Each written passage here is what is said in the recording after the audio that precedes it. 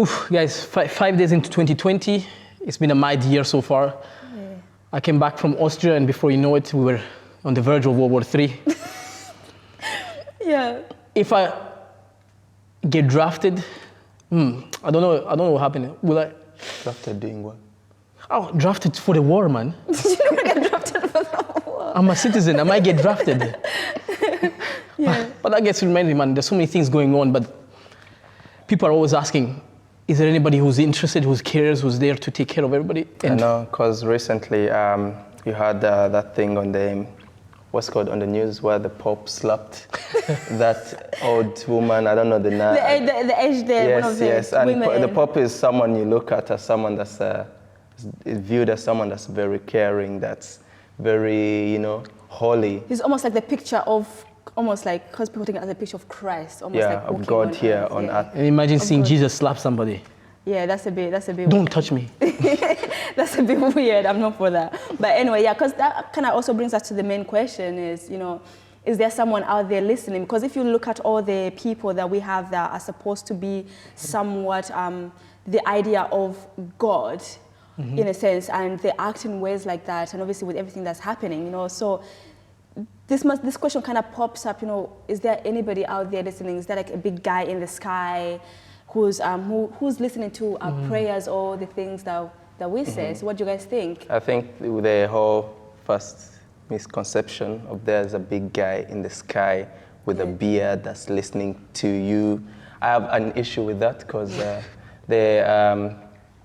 I believe that, we're all created in God's image, right? Yeah. And if there's this guy up there with a beard and I'm You're asking yourself, why don't I have a beard? Why don't I have a beard?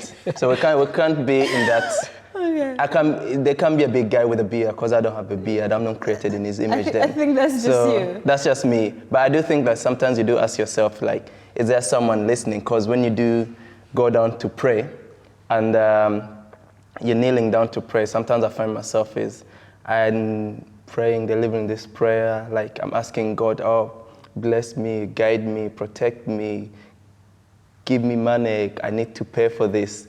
And then you get up and you're just staring at a wall. You're like, am I going crazy? It's like I'm praying to a statue. So in that sense, like a statue's not really gonna come down. I'm listening to you, my son. Continue speaking. Like you're getting no feedback, no vibe from this when you pray. And sometimes you're like, is it because am I not holy enough to hear God, or is it that I'm just wasting my time praying? So I do struggle sometimes to be like, is there someone actually listening or am I actually going crazy and praying to myself? I mean, I think it's one of those things that you need to understand that obviously for you to hear God as well, you need to kind of have this relationship with Him. And the only way you can have that relationship is through talking to Him daily. And the one way we can do that is through prayer. So when people kind of are questioning, is God there? Does He listen?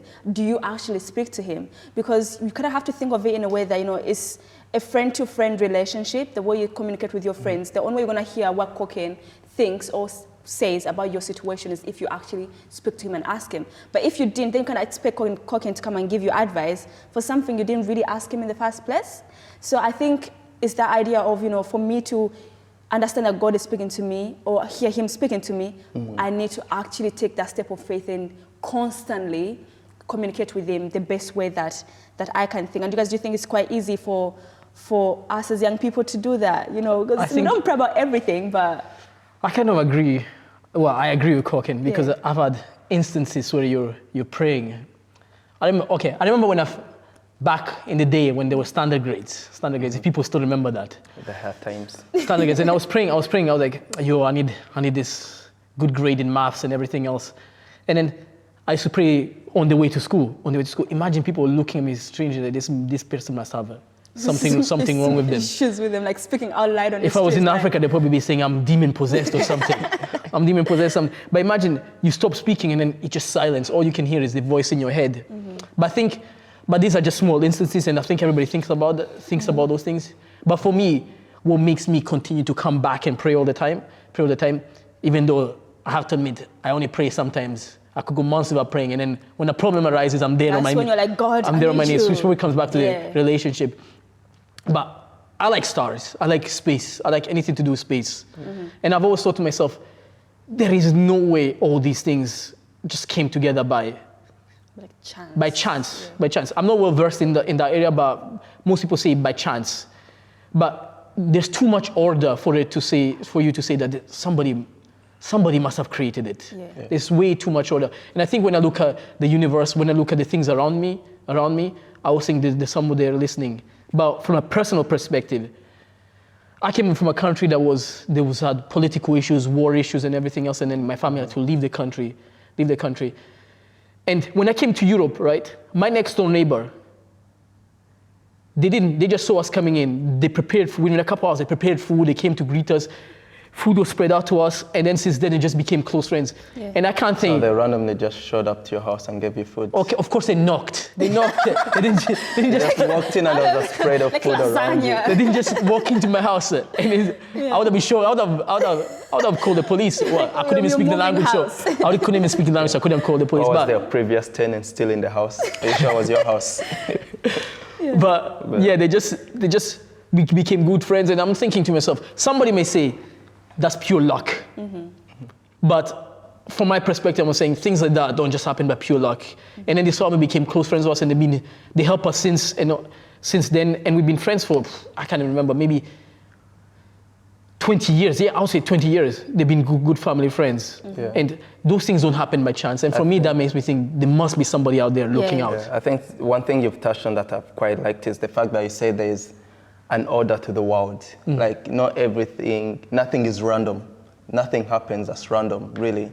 And I quite like that because sometimes we tend to go with a view that anything is happening out of chance, really. You can't really, there's no order. You do what you can and it will happen. Yeah. But I do think there is someone out there kind of putting the right moments in your life and the right experiences in your life to The kind right of kind of people help as you well. grow. Yeah. And I think one of those things that helped me kind of to understand that was, obviously we all go through this if you're learning how to drive and kind of like you need to go sit your test. I think for me, during that period, it gave me so much anxiety because I was working very far and I needed to kind of get there. I needed to learn how to drive. So I put so much pressure on myself to basically learn how to drive as quickly as possible. And I prayed to God. I was like, God, I'm going to sit this test.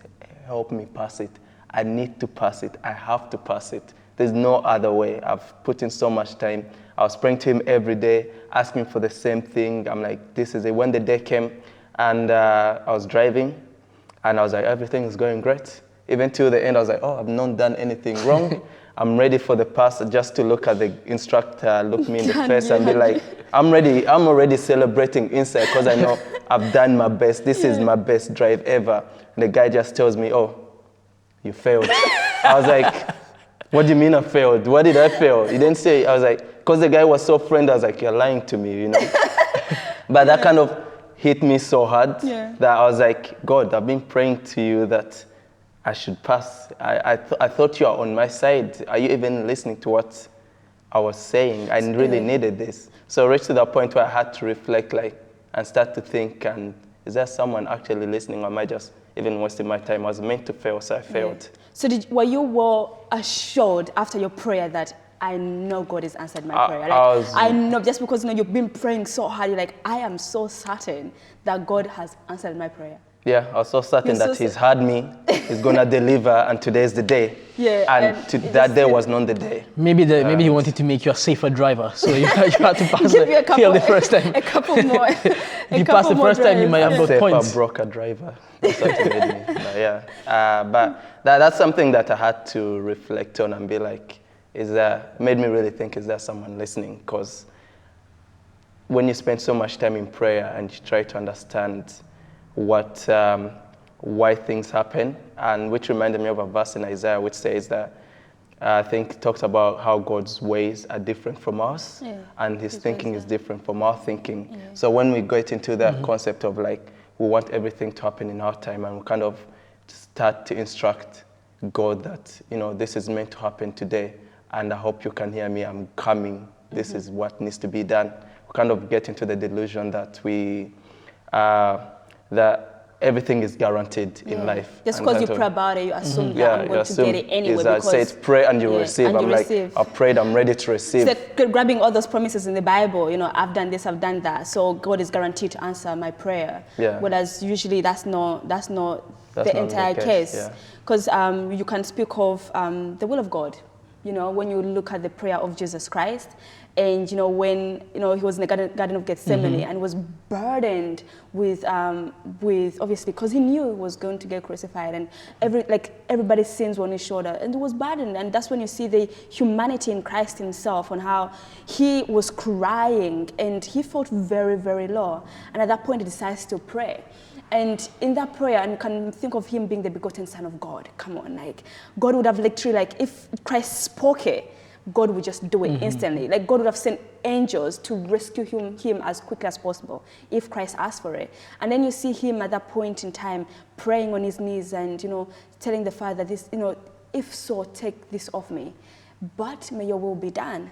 And many a times we pray, but we don't know the will of God. You don't know what kind of thoughts God has for you or where he wants you to be. And when you pray, like in your instance where you thought, oh, I've done so much, I've prayed, God is going to answer my prayers, I'm going to go ace that driving test, and I'm going to get my pass, come home, show everybody that I've passed. But then that's not how it happened. And in situations like that, you tend to then question God, like, hold up, but I've prayed about it. But then when you look at Christ, the fact that he said, may your will be done. In the will of God, may what I pray for come to pass. And then you realize that even if Christ prayed like that, we ought to pray like that as well. So in a sense, how would you then understand to discern that, you know what, this is the will of God for me, and what I'm praying for is what God actually wants for me? Because it's quite difficult, especially for people that don't necessarily have the relationship with God in the first place. Yeah. That's a deep one, but it reminds me of something. Like, there's a pastor once said this thing. Is it a pastor or I said it in one of my sermons? I can't remember. Something. But he was said that, see, when you are praying all the time, right? If you said it before, like you build that connection with God, and once you build, so it's a process. When you build that connection with God, you begin to understand what God wants for you. And then once you begin to understand what God wants for you, those things become the things that you want. You want it. So then your wills are both aligned. So I think in order to get to that level, and that's what Jesus got to that level, because he prayed 3 times. The first time he asked for what he wanted, the second, and then at the end he was saying, let your will be done. So once I think something is a process. Once you get there, you begin to, your will and God's will begin to align up. And then you want for the same things. How about certain things that obviously, like you would assume they align up with the will of God? For instance, you know, your loved one is ill, and they're really, really sick, and they could be on their deathbeds, and you're praying and praying, and obviously it's God's will that we all have life and have it more abundantly. You know, he says he does not wish for anybody to perish. He wants us to have, you know, life and have joy. And you pray for that, and it just doesn't turn out the way you want to turn out. How would you, in a sense, address that situation? Because you would assume it's the will of God. That is somebody you care for, and it just doesn't happen the way you want it to happen. I think in terms of trying to understand God's will, you need to kind of try and reflect onto yourself. Because sometimes when you look at life in general, I guess it's your father and your parents really. What they want for you will necessarily not be what you want for you, especially when you're young. You want to go, I don't know, let's say you have school the next day and you just want to play games until wherever, and then go to bed and then kind of wake up and go to, but your parents know, like, if you don't sleep on time, you will not wake up on time, you will struggle to stay awake in school, you won't listen in school, and then you'll fail. So it's kind of like God kind of knows, he's been there from basically start to the end. And he knows what happens when you do certain stuff. So if you don't necessarily kind of follow in what he's telling you, he knows that you're going to end up in like a situation that you're going to regret. Just like a child may not listen to their parents. Their parents may be like, oh, make sure you go to bed on time, and make sure you do your homework. They're like, oh, I'm not gonna do my homework. I want to hang out I'll with do my it. friends. And then you find out at the end of the year or whatever they failed. So God kind of knows, like, if you do this situation, it's kind of telling you, like, it's my will, but I know that you may not agree with it, but it's what is best for you. You understand later on, which kind of answers kind of the question, if is God listening to you? In necessity, maybe is not exactly listening to what you're saying. It kind of has a bigger picture in his head for you that you don't know yet. Yeah. So rather than, I guess, praying for God to kind of be like, oh, give me this and bless me, and I'll just pray, like, reveal your plan to me. Yeah. And by doing that, you'll be able, I think, to hear God more clearly, and you'll be able to kind of hear, he will be able to hear you more clearly, and you, as Benji said, your wills will kind of align in a sense. But that being said, I do have a question, which is basically like, if I am praying for something and my will is not necessarily God's will, or why would his will kind of triumph? Why wouldn't he listen to what I want? Because if I feel like I want, let's say in this moment, to be like, I want to have KFC in this particular moment, and all I see is nothing but vegetables, like, in a sense, why should I kind of settle for that? Why can't I go out and find myself the KFC that I want? Where that's gonna take me, I don't know. I have to take the bus or the train. Why can't I go and find that myself? Why do I have to kind of settle for God's will? I think you already touched upon it. You already touched upon it when you said it. You said, like, I'll try. I don't know if this example is great, but like, imagine you're at Glasgow Central. You're at Glasgow Central, and then there's trains lined up. God knows the destination of every train, and where it's going to end up, right? And you already touched upon it. God is not going to force you to do something that you don't want to, because at the end of the day, you have to make your own decision. So if you want KFC, and there's something there that you don't want, you could go out and get a KFC, and God will allow you, but He will try to tell you and direct you in the right direction. And I always feel like God knows every destination, but He's trying to point us in the right direction. At the end of the day, it's up to us whether we step into that platform. And then it always goes back to this thing about when you talk about who's listening and does he care and so on. A friend of mine made this example, like, if we're all friends, and we've been friends for a long time. So in a crowd of people, if you said something, if everybody was shouting at the same time, I'm blindfolded and everybody's shouting at the same time, and they're trying to give me direction out of a maze or something, I'll be able to discern where your voices are because I've known you for a long time, right? From a crowd of strangers. But if I'm not talking to God, right? I don't think sometimes we should pray for asking things. We should just pray to just talk to God, just to talk to Him in general. And then, because if we talk to Him like we build a relationship with Him, sometimes we say we don't hear God, like you feel like you're talking to a wall. But is there a question of we don't know Him well enough that we can't hear His voice amongst all the strangers that are around us? Like amongst all the voices that that's what I always think. So I think when it also comes to it, it's the thing of faith. Because you need to have faith in God. Like, going back to your question as well, you need to have faith in God for you to trust His will enough, that His will is good enough for you in the first place. So there's no point of you saying, okay, I'm praying to God, but then you doubt and you don't pray. Like in James it says, you do not have because you do not ask, right? And when you ask, you do not receive because the things you ask for are to do your own pleasure. So then it comes to the question, so what I want, is it for my own pleasure? In the first place, is it for other people or is it for God? So God will always kind of put these restrictions on us, especially because He loves us and He doesn't want us to go through this massive tunnel of pride and having to create habits in ourselves that will kind of hinder our relationship. But can I throw a spanner in the works though? Or the cat amongst the pigeons. You say we should the cat amongst the pigeons. I've never heard of that. You've never heard that saying? Still bring African sayings to this. No, this is a general saying, but cat among the pigeons. Okay. You learn something new every day. Okay, let's say you say this. We shouldn't ask for things. If it's in our self-interest, God will not provide, right? Will not provide. Not necessarily, but the gist of it. I get the gist of it. What I'm going to ask is for those people. There's some people who have loved ones who are in hospital who are suffering from cancer and major diseases. The loved ones, they've lived a good God-fearing life, and you pray, God, can you, let's say it's your brother or your sister, the young person, they're in the 20s or 30s. So it's not like they're coming to the latter ends of their lives, but they have got this illness, and you pray to God and ask them to save them, to give them just that bit extra bit in life. Yeah. And God doesn't answer your prayer. Or, okay, he answers your prayer, but he doesn't answer it the way you want it to be, and your loved one passes away. Many people will ask, does God care? So what would you tell them in that scenario? I think in that scenario itself is just to go back to what we mentioned before, is discerning the will of God, whether we like it or not. And there's certain things that certain things that will just happen.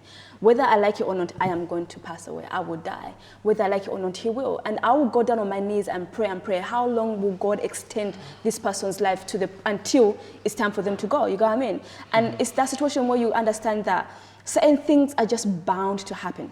Certain things will happen, but sometimes we want things to happen the way we want them to happen. So you want to extend, in our own power, we could do whatever it is to extend somebody's life if we could, right? Because you don't want this person you don't want to lose the person, you don't want to lose someone you're close to.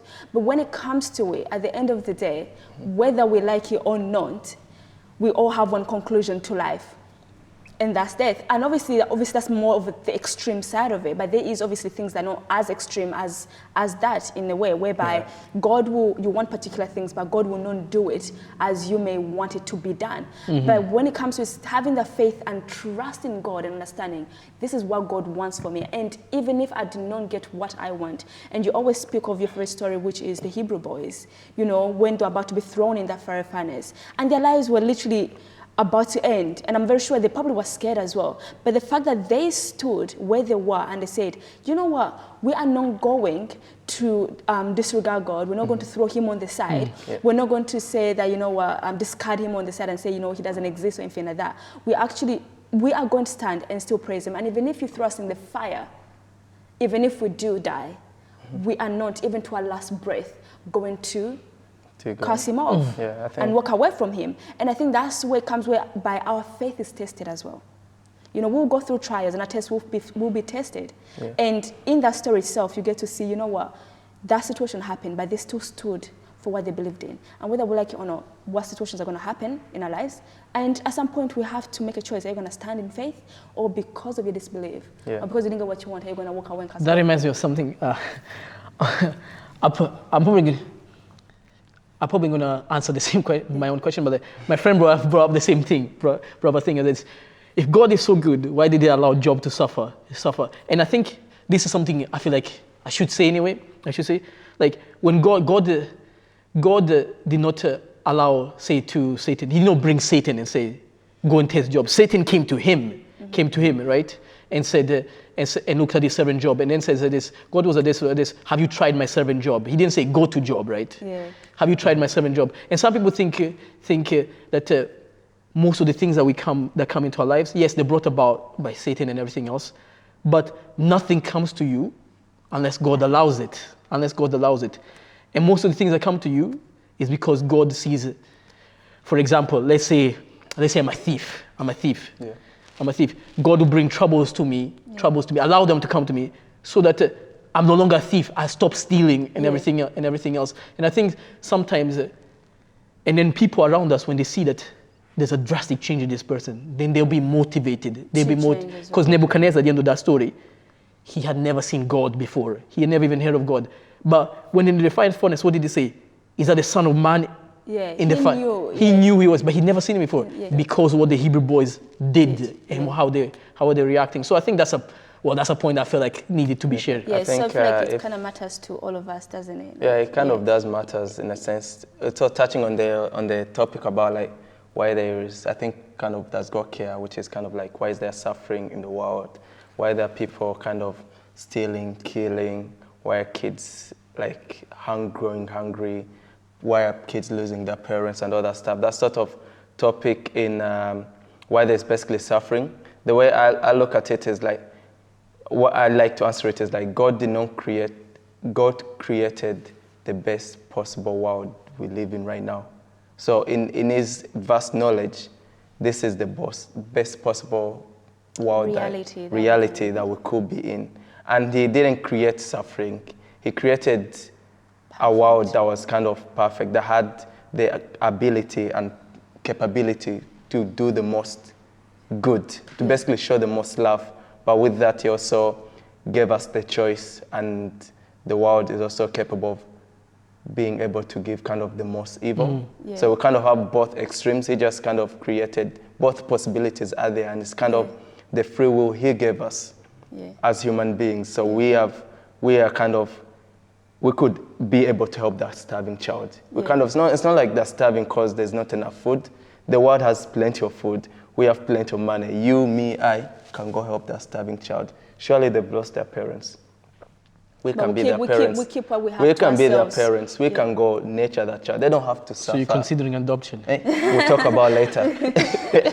we can go and nurture this person. So he created a world with basically infinite love. And also with us, he also, in that, he created a world with infinite hate in the same sense. So you can't have kind of good and evil, a kind of a balance that we have to fight with in our everyday lives. But as long as people remember that what goes on in the world, whether it's evil or good, is kind of not brought on upon by God. It's kind of the existence of evil. It's through Satan it's itself. through Satan. He's kind of corrupted us to kind of be able to do. Satan does not force us to do anything either, and neither does God force us to do anything. We choose. I choose to lie to you. I choose to kind of steal from you. I'm the one that makes the choice. So if we're all to kind of be like, why is there suffering? God has given us the choice to do something about that suffering. To kind of be like, I'll help this child. I'll help this woman that's kind of homeless. I have a home. I can put them in. But at the same time, we have the evil to be like, if I bring this woman into my house, they're going to steal from me. So I'm going to let them exactly where they are. They probably got there because... So you treasure the things you have more than actually the people that God has put in your hands. The people we have. So that's kind of the pride kind of we've grown into us, and kind of we want to keep everything to ourselves. But if we're to kind of realize that, yes, God is there, He's listening to us. He cares. Yes, He cares for us. He's cared for me. And I, in turn, can care for everyone. That's how I'm going to show God's love that He showed me to that person. That person will later on show it to someone, kind of the butterfly effect. But everybody will come to know it. We've come to that stage where we only care about ourselves, and we blame everything on God, not even on Satan. We blame it on God. It's like, why am I broke? God. Why am I sick? God. Why am I this? God. Everything that goes wrong. Like, I could have been like, even when I failed my driving test, as I said earlier, I immediately turned to God, but then I then got to myself like, what could have I done better to try and not fail that? We just love blaming a higher power, just like we like to comfort ourselves in a higher power if something's going wrong. So it's kind of realizing that whatever is going on, there is a higher power that's working within us, that's working for us. Whether good or bad is a higher power we can come to, and we can kind of try and relate to and put our anxieties, our stresses upon this higher power to kind of bring peace to our lives here on earth. So that kind of brings us to the question, what can we do for ourselves? What part do we have to play in this whole situation?